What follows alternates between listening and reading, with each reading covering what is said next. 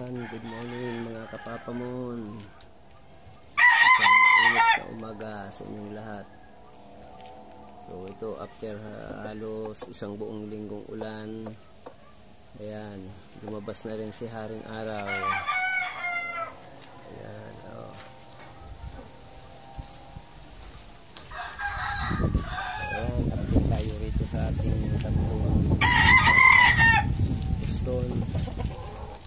Dalawang Picom, isang straight comb. Ayan si straight comb. At saka ito naman si Picom na isa. So ito yung mga Boston ko. Maliliit lang pero malulupit pumalo. So ito pa yung isa. So ayan, ganda ng balahibo, ganda ng gulay. Ayan, hanggang dito lang mga kapapamon. Good morning everyone.